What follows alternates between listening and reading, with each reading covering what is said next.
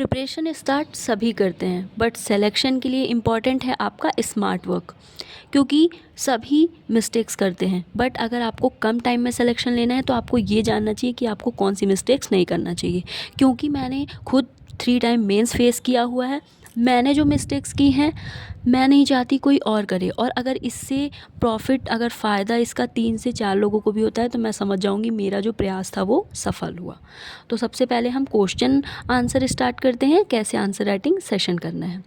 देखिए, नॉलेज सभी के पास होती है, लेकिन आप प्रेजेंट कितना करते हैं, प्रेजेंट किस तरीके से करते हैं, क्या आप क्वेश्चन के डिमांड के अकॉर्डिंग प्रयास कर रहे हैं या प्रेजेंटेशन कर रहे हैं, ये इंपॉर्टेंट मायने रखता है।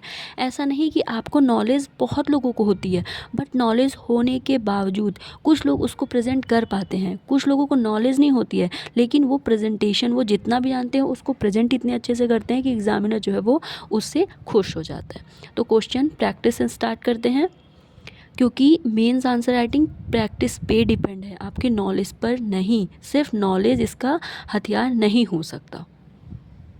तो अभी हम स्टार्ट करते हैं क्वेश्चन।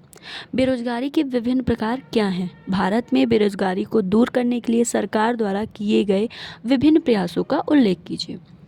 हमेशा की तरह मैंने बताया कि मेंस आंसर राइटिंग का जो फर्स्ट स्टेप होता है वो क्या होता है, सबसे पहले उस क्वेश्चन को पढ़ना कि हमें क्या आंसर देना है।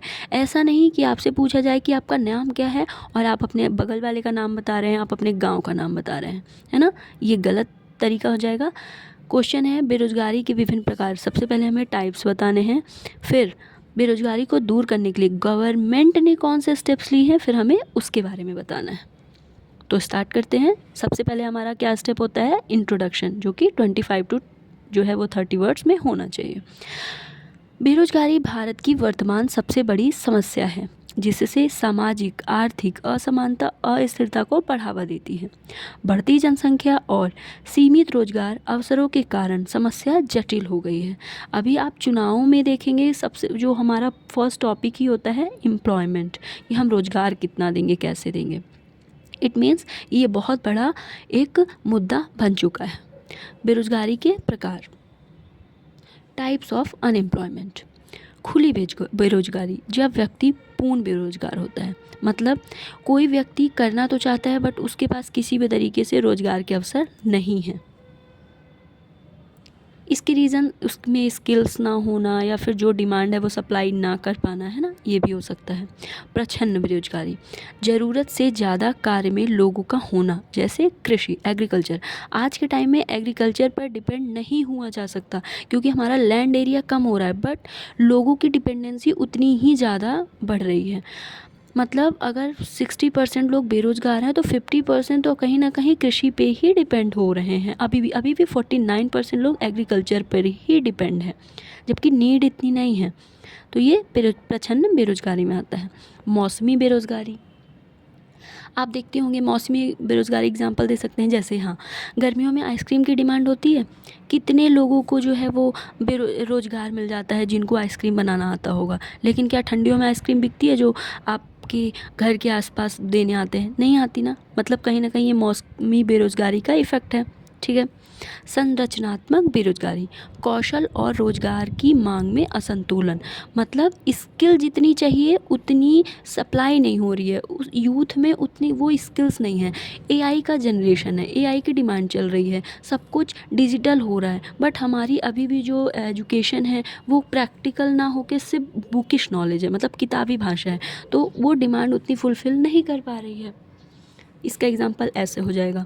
शिक्षित बेरोजगारी, योग्यता के अनुसार ना मिलना, मतलब नौकरी ना मिलना। अभी आप सरकारी फॉर्म में देख लीजिए, एक प्यून की भी जॉब आएगी तो उसमें इंजीनियर तक के लोग जो है अप्लाई कर रहे हैं, तो कहीं ना कहीं योग्यता तो उनकी इंजीनियरिंग की है, बट वो अप्लाई जो है वो छोटे से पद के लिए भी कर दे रहे हैं, है ना। चक्रीय बेरोजगारी, जो अर्थव्यवस्था पर डिपेंड करता है। अगर अर्थव्यवस्था अच्छी चल रही है मतलब डिमांड चल रही होगी, अर्थव्यवस्था अच्छी नहीं है मतलब डिमांड भी नहीं है, तो ये चक्रीय बेरोजगारी का डिफाइन करता है। ये हो गया टाइप्स। इसको आप पॉइंट वाइज भी डिस्कस कर सकते हैं। मैंने थोड़ा ऐसे कर दिया ताकि ग्राफिकल लगे और एग्जामिनर को थोड़ा सा इंटरेस्ट आए। ठीक है। अब हम देख लेंगे कि हमारे गवर्नमेंट ने कौन से स्टेप्स लिए। ये देख पा रहे हैं। गवर्नमेंट ने कौन कौन से कदम उठाए हैं? सरकार द्वारा उठाए गए कदम, मनरेगा, एमजी नरेगा, 100 दिन का रोजगार। अभी राम जी योजना के थ्रू इसको हटाया जा रहा है, बट जब तक ये आंसर था तब तक वो इम्पॉर्टेंट था, इसलिए इसका डिस्कशन है, क्योंकि ये बहुत बड़ा इसने रोज़गार दिया है लोगों को, तो इसका डिस्कशन करना तो बनता है। Skill India mission, skill India क्यों? कौशल विकास करने के लिए। ये सरकार का बहुत अच्छा कदम था, लोगों को स्किल करो, स्किल डेवलपमेंट करो, देन वो रोज़गार खुद जो है प्राप्त कर लेंगे। राष्ट्रीय करियर सेवा पोर्टल, रोजगार की सूचना उपलब्धता। बहुत सारे रोजगार उपलब्ध नहीं हो पाते सूचना के थ्रू, तो उसे किसी भी तरीके से उपलब्ध कराना। एमएससी है ना, माइक्रो स्मॉल मिनिमम इंटरप्राइजेज को प्रोत्साहन, एमएसएमई को प्रोत्साहन देना, ताकि वो खुद भी एंटरप्रेन्योर बने और कुछ लोगों को जॉब्स प्रोवाइड करा पाए। मेक इन इंडिया, आत्मनिर्भर भारत औद्योगिक रोजगार का सीजन। आत्मनिर्भर, मेक इन इंडिया मतलब इंडिया में ही स्वदेशी चीज़ें बनाई जाएँ और हम खुद आत्मनिर्भर हों उस प्रोडक्ट को लेके, और हम ज़्यादा से ज़्यादा जो है एम्प्लॉयमेंट जनरेट कर सकें। स्टार्टअप इंडिया, स्वरोजगार प्रोत्साहन, फंडिंग का हेल्प करना, सब्सिडीज़ देना, ताकि रोज़गार जो है वो युवा खुद बना पाए। ये हैं गवर्नमेंट के steps. As a civil servant आपको गवर्नमेंट के डायरेक्ट जो है निगेटिव वे में नहीं बोलना है, उनके द्वारा उठाए गए स्टेप्स को प्रोत्साहित करना है, और एज अ सिविल सर्वेंट आप उसमें क्या योगदान दे सकते हैं उस पर फोकस करना है, वे फॉरवर्ड पर, समाधान पर। निष्कर्ष होता है हमारा, समावेशी विकास, कौशल उन्नयन, निजी सार्वजनिक सहभागिता के माध्यम से ही बेरोजगारी की समस्या का स्थायी समाधान किया जा सकता है। तो ये है हमारा आंसर कुछ ऐसा। अब हम आते हैं नेक्स्ट क्वेश्चन पर।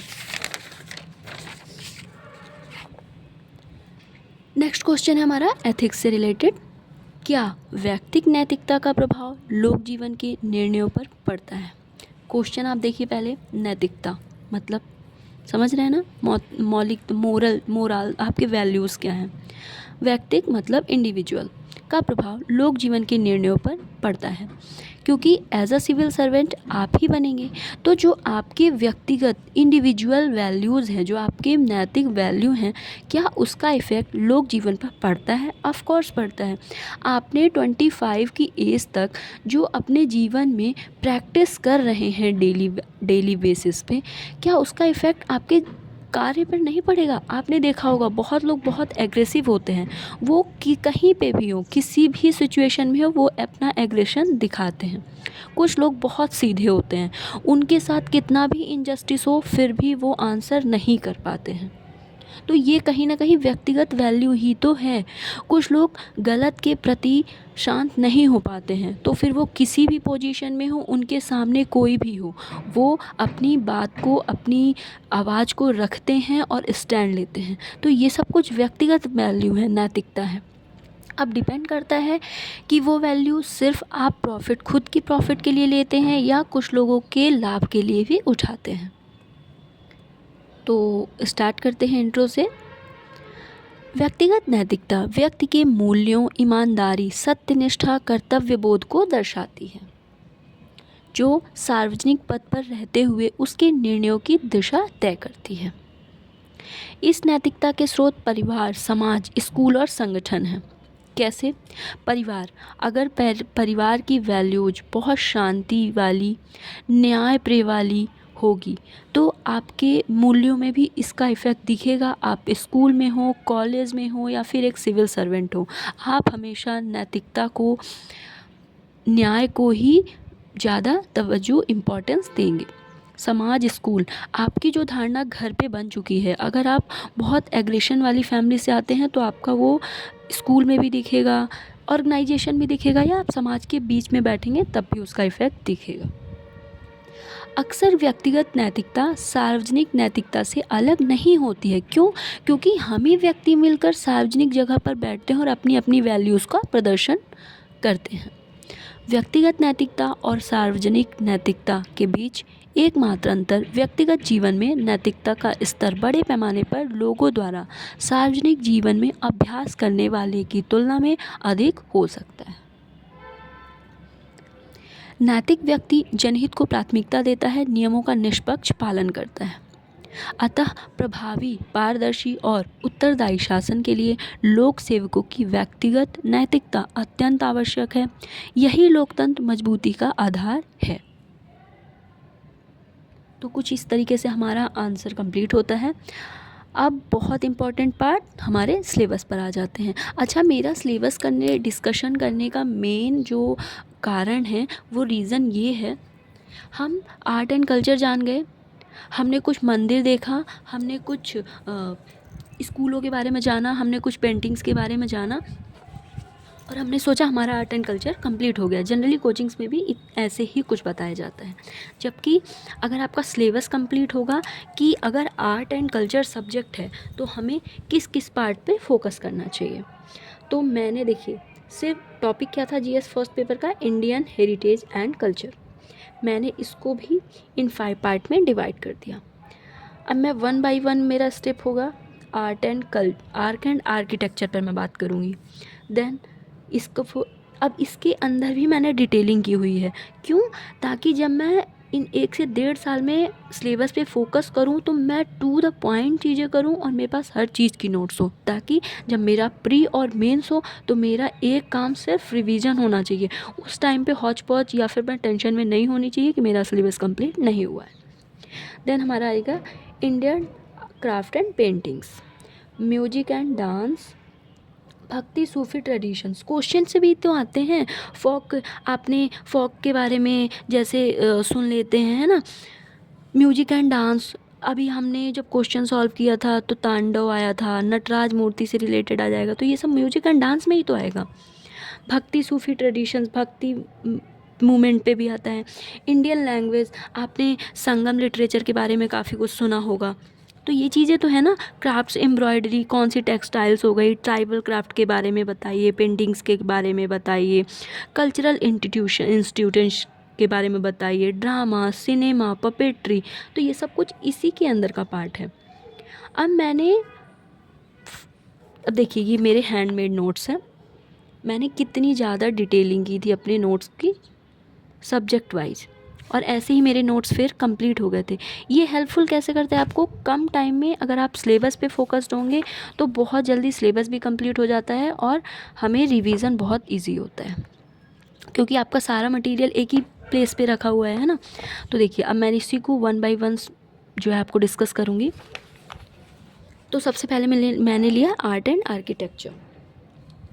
आर्ट एंड आर्किटेक्चर के अंदर आपको इंडस वैली सिविलाइजेशन के बारे में जानना है, मौर्यन आर्ट एंड आर्किटेक्चर के बारे में जानना है, Gandhara, Mathura, Sarnath schools of art, Gandhara, Mathura पे इनके बारे में भी जानना है, Buddhist monuments of South India में की भी चीज़ों को जानना है, ब्रॉन्ज स्कल्पचर को जानना है, टेम्पल आर्किटेक्चर में जैसे द्रविड़, नागर शैली, वेसर शैली, है ना, ये सारी चीज़ें हैं इसके अंदर आ जाती हैं। डेक्कन आर्किटेक्चर के बारे में जाना। मैंने ये सिर्फ आर्ट एंड आर्किटेक्चर के बारे में बताया। अब इंडियन क्राफ्ट एंड पेंटिंग्स के बारे में बता देती हूँ। देखिए ये हमारा जो आ जाता है सेकंड इंडियन क्राफ्ट्स में, hand crafts in India, embroidery, textiles, tribal craft and paintings.